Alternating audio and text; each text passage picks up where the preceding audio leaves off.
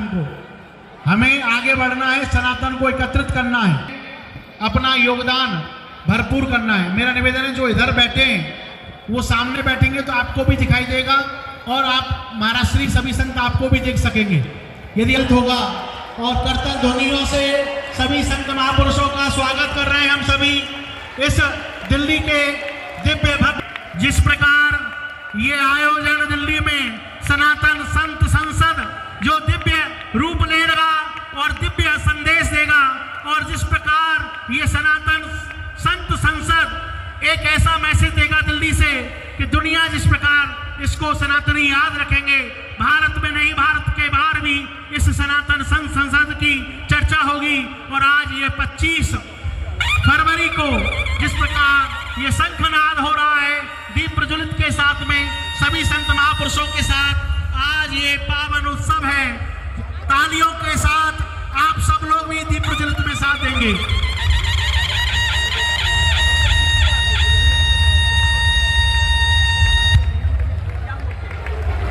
जिस प्रकार ये दीप प्रज्वलित हमारे सभी संत महापुरुष कर रहे हैं, आयोजन को ये इस प्रकार बड़ा करना है कि जिससे सनातन की चर्चा पूरे विश्व में जाए, पूरे भारत ही नहीं अभी तो पूरे विश्व में इसकी चर्चा, इसकी गूंज उठे।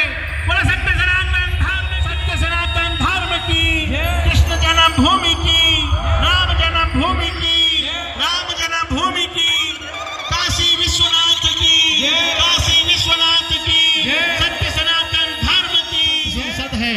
और ये सनातन संत संसद सभी भाई लोग आवाज बुलंद कोर्ट से लेकर कई याचिकाओं से लेकर जो बुलंद आवाज बनाकर रखी है और हर पक्ष अपना रख रहे हैं। इसी तरीके से विष्णु भाई हमारे साथ में हैं और आज ये उत्सव जिस प्रकार किया जाए की अध्यक्षता करने वाले आचार्य महामंडल गोस्वामी बालका के लिए निरंतर लगे रहते हैं। शिवचानंद गिरी जी महाराज, बहन साध्वी प्राची जो निरंतर हिंदुत्व के लिए लड़ती रहती है, श्रीमान ओम प्रकाश गिरी जी महाराज, बड़ा हनुमान मंदिर करोलबाग, इधर आ जाइए। स्वामी हरिओम गिरी जी महाराज, महामंडल स्वामी नरेंद्र सरस्वती जी, पूज्य महंत गौरव शर्मा जी, हाँ पूज्य श्री सुरेश पुरी जी महाराज संतों का दर्शन कराते हैं। संस्कृति की रक्षा के लिए, राष्ट्र की रक्षा के लिए, परंपराओं के संरक्षण संवर्धन के लिए आदरणीय देवकीनंदन ठाकुर जी जो कार्य कर रहे हैं, आप लोग जोरदार ताली बजा करके इनका यश कीर्ति बढ़े, किसी प्रकार से संस्कृति के संबंध के लिए निरंतर कार्य करते रहें। और मैं महामंडल स्वामी बालकानंद गिरी जी महाराज जो आज की सभा के अध्यक्ष हैं, वो भी ठाकुर जी को सम्मान कर रहे हैं, आशीर्वाद दे रहे हैं। किसी प्रकार से आप सनातन अपनी सुंदर बीच में परम पूज्य चरण बापू जी यहाँ पर पहुंचे हैं, तो मैं निवेदन करूं क्योंकि हमारे लिए ये बहुत ही बोलो सत्य सनातन धर्म की, भारत माता की, ये सत्यनाथ है सनातनियों का।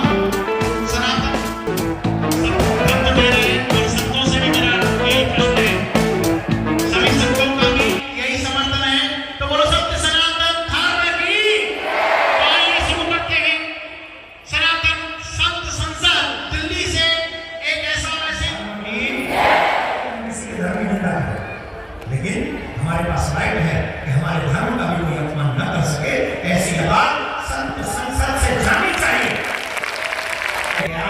सनातन संत संसद इसी पर अपने विचार व्यक्त करे और आशा मैं करता हूं क्योंकि यहाँ पर और बहुत चाहता है कृष्ण जन्मभूमि को होनी चाहिए।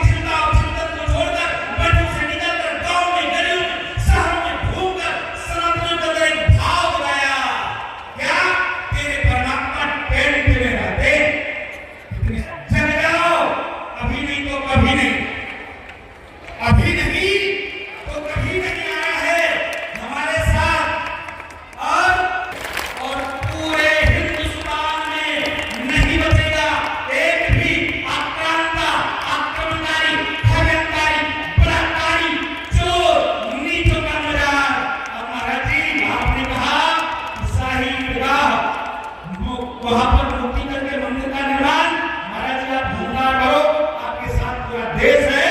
लेकिन नहीं, हम लोग चलकर जिस प्रकार न्याय था, एक धक्का और दो, बाकी मस्जिद तोड़ दो, उसी प्रकार से एक धक्का और दो, साहित्य को तोड़ो और भक्ति के मंदिर का निर्माण करेंगे। वंदे मातरम, जय श्री राम। महाराज जी के चरणों में बहुत और दंडवत प्रणाम दिया। मैं आपके चरणों में बाइक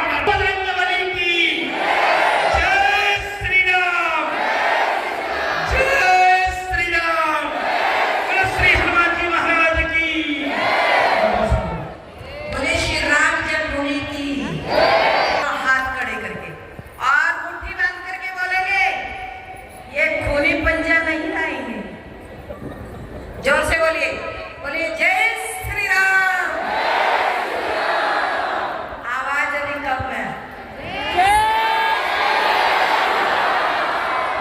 श्री राम जन्मभूमि की, विश्वनाथ की, कृष्ण जन्मभूमि की, गंगा मैया की, माता की, देश भक्तों की, देश के संतों की, जय श्री राम। इधर से कब आ रही है? मेरी नजर सब पर है। क्यों भाई मंच वालों को पकड़ के आए क्या? मंच से भी तो आवाज आनी चाहिए। भाई स्वामी जी ने इतना बड़ा कार्यक्रम, पूरे राष्ट्र को एक दिशा देने का काम, इसका कोई एहसास नहीं है। हमें कोर्ट से मिला है जी।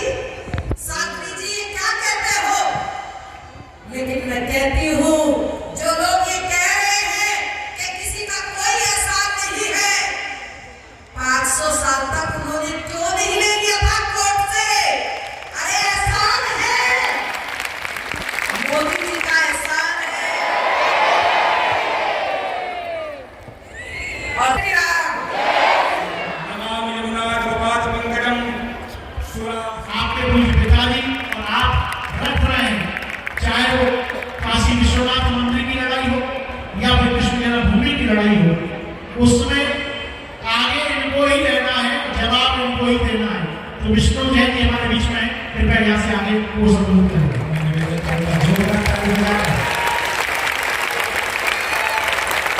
ये यहाँ उपस्थित है ताकि पहुंचे।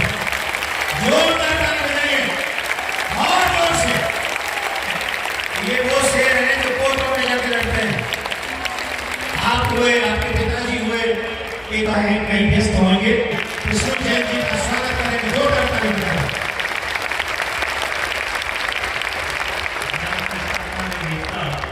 भगवान श्री कृष्ण के चरणों में मेरा नमन। मन में ये एक जिम्मेदारी दी है कि मैं आप लोगों के सामने कृष्ण जन्मभूमि का केस क्या है, वो बात आपके सब लोगों के लिए जानना बहुत जरूरी है कि कोर्ट में जो हम लोग गए हैं कृष्ण जन्मभूमि के केस को लेके, क्या इसमें कोई तथ्य या फैक्ट्स है या सिर्फ ये एक भावनात्मक लड़ाई है। तो मैं आपके सामने वकील के रूप के माध्यम से कहना चाहता हूँ कि कृष्ण जन्मभूमि का केस लीगली बहुत स्ट्रांग है और कुछ बहुत महत्वपूर्ण डेट्स और तथ्य जो मैं आपके सामने रखना चाहता हूँ। 1670 में औरंगजेब, इससे पहले भी मंदिर तोड़ी गई है, आखिरी बार जो मंदिर हमारी तोड़ी गई है वो 1670 में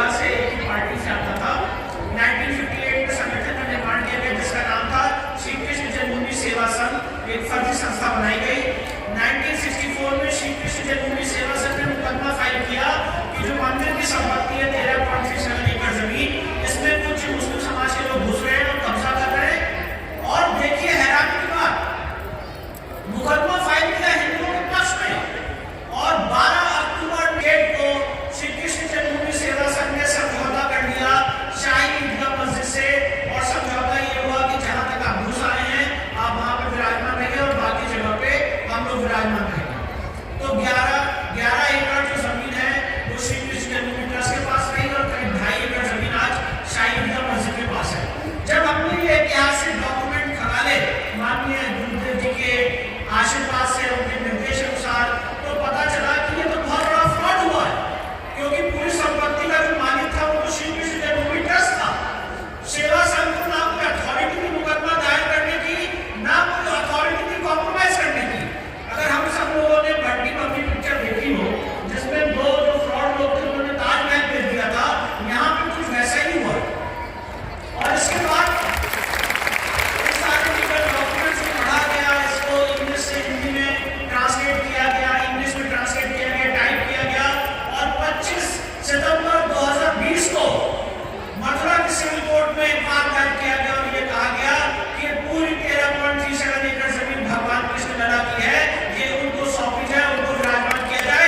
और सुप्रीम कोर्ट के जजमेंट का हवाला दिया गया, वो साइटेशन में आपके सामने रखना चाहता हूँ, 2020 1SCC पेज 1, ये सुप्रीम कोर्ट का राम मंदिर का फैसला है, जिसमें सुप्रीम कोर्ट ने ये कहा है कि मंदिर तोड़ने से देवता का अस्तित्व समाप्त नहीं होता है। अगर एक बार किसी जगह मंदिर की स्थापना हो जाती है तो जो मंदिर बनाने का संकल्प होता है वो अमर होता है, वो अमिट होता है, और उसकी एक लीगल वैल्यू होती है।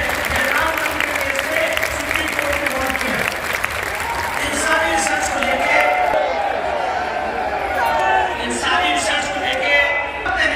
अगर सारे भक्त कोर्ट आ गए तो न्याय व्यवस्था चरमरा जाएगी। अब हम लोगों ने प्रश्न उठाया कि जब सीए के लिए हजारों पिटीशन फाइल होती हैं, जब अलग अलग चीजों के हजारों पिटीशन फाइल होती है, न्यायिक व्यवस्था चरमराती है, और अपने आराम की भूमि को वापस लाने के लिए तुम लोग कोर्ट आ जाए तो न्यायिक व्यवस्था चरमरा जाएगी। इस ऑर्डर के खिलाफ मैं और मेरे बाबूजी ने करीब 50 हेतु मथुरा की सिविल कोर्ट में हियरिंग की, लड़ाई की। मथुरा की सिविल कोर्ट और डिस्ट्रिक्ट कोर्ट ने हमारे पक्ष में फैसला दिया। 19 मई 2022 को उसका इलाहाबाद हाईकोर्ट से 1 मई 2023 को जीते, और उसके बाद जैसे इलाहाबाद हाईकोर्ट से वो जीते, हमने कहा कि जब कोई इस देश में राष्ट्र अध्यक्ष आता है तो हम उनको गीता भेंट करते हैं, और जो योगेश्वर भगवान कृष्ण ने हम लोगों को गीता का ज्ञान दिया, आज उनकी जन्मभूमि जो है उसको मुक्त कराना ये इस देश के राष्ट्रीय गौरव का, नेशनल इंपॉर्टेंस का विषय है। और इसीलिए जैसे राम मंदिर का ओरिजिनल ट्रायल इलाहाबाद हाईकोर्ट ने किया था और जल्द से जल्द उसमें निर्णय आया था, उसी तरह से कृष्ण जन्मभूमि केस का ओरिजिनल ट्रायल इलाहाबाद हाईकोर्ट करे। हमारी मांग को मानते हुए 26 मई 2023 को इलाहाबाद हाईकोर्ट ने पूरे केस को अपने पास है। अब इस मामले की अगली तारीख इलाहाबाद हाईकोर्ट ने खारिज कर दीजिए। ये केस चलने लायक योग्य नहीं है, क्योंकि ये प्लेसेस ऑफ वर्शिप एक्ट और लॉ एक्ट से बाधित है।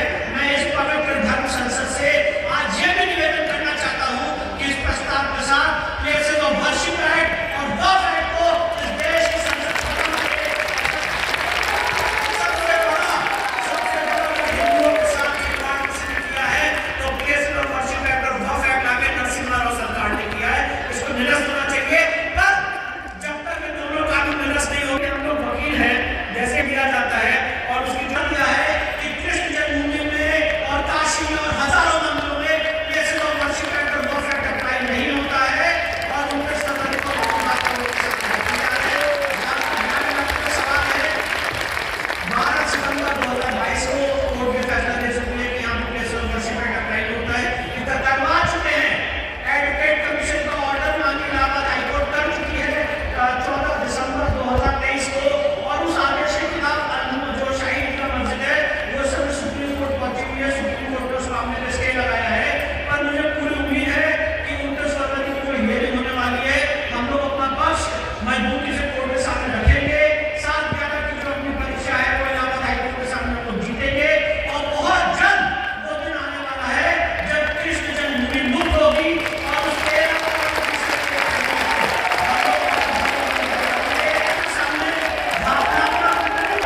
केस है। आगरा की जयनारा मस्जिद से बेगम शाही मस्जिद में कहते हैं उनकी सीढ़ियों के नीचे दबा दिया जाए, उस सीढ़ियों से वो मूर्तियां वापस दी जाए। ये बहुत महत्वपूर्ण बात है, और ये पूरा जो हिस्टोरिकल है इसको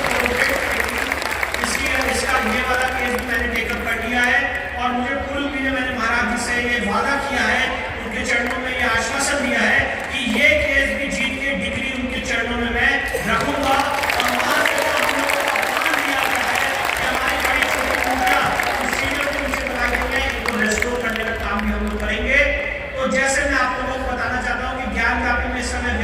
प्रकार के जो तहखाना था उसमें पूजा शुरू हो चुकी है, वो अनवरत चलती रहेगी। उसी तरह से कृष्ण जन्मभूमि के केस में भी बहुत जल्दी, मुझे ऐसी उम्मीद है, कोई वकील का भी कोई टाइमलाइन नहीं बता सकता है, पर अगर इसकी संभावना दी जाए तो करीब 6-8 महीने के अंदर इस केस में हम लोग जीत की दहलीज पे होंगे और अपना जो है हर एक चीज में हमारी तैयारी है। हम चाहते हैं इस मामले में डेट टू डेट सुनवाई हो और इसमें जल्द से जल्द कोर्ट अपना कड़ा इस धर्म संसद और सारे संतों के चरणों में वंदन करता हूँ, प्रणाम करता हूँ। और ये पल आ गया है कि हम सारे लोग मिलके इस आध्यात्मिक लड़ाई को, इस धर्म संस्थापना की लड़ाई को मिलकर लड़े कि हमारे ईश्वर अपने आराध्य की जो भूमि है उसको मुक्त करा सके। बहुत बहुत धन्यवाद श्री विष्णु जी का। जिस प्रकार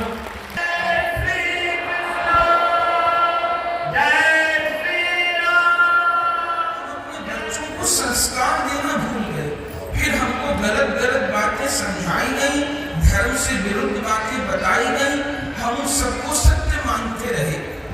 एक तो बाह्य धर्मांतरण होता है जिसकी हम चर्चा सुनते हैं, उसके विरोध में कानून बनते हैं, सत्य है।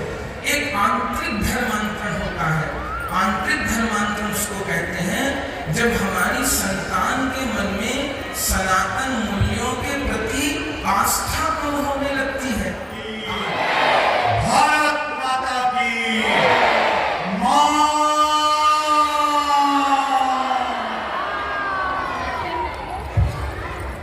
आंदोलन करने से धर्म की रक्षा नहीं होती, धर्म की रक्षा वही लोग कर सकते हैं जो कुरुक्षेत्र में जो कुछ कर सकते।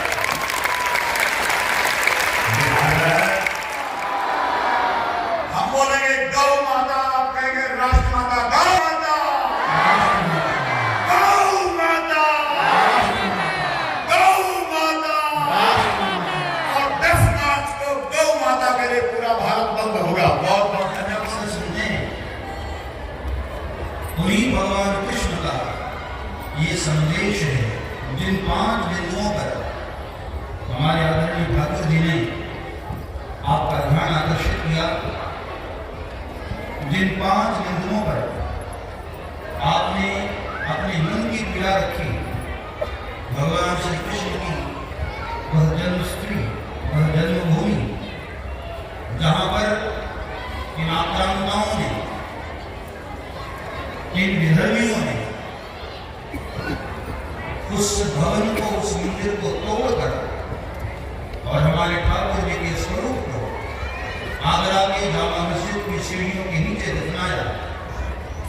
अब समय आ गया है हम सभी लोग एक होकर इन विधर्मियों का सामना करें और सभी संतों का एक ही मंतव्य है और एक ही मत है कि किसी को भी हम अकेले आगे बढ़ने न दें, हम सब लोग साथ में हो जाएं, तभी हमारे सनातन की रक्षा हो सकती है।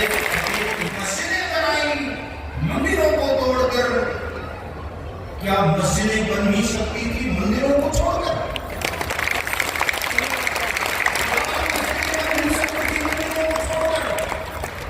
जब तुमने हमारे मंदिरों को तोड़ा है, तो आज समय आ गया है कि हम सब लोग एकजुट होकर के अपने ठाकुर जी के स्थान को छीन लेकर के खड़े हो गए। जय श्री राम, जय श्री राम,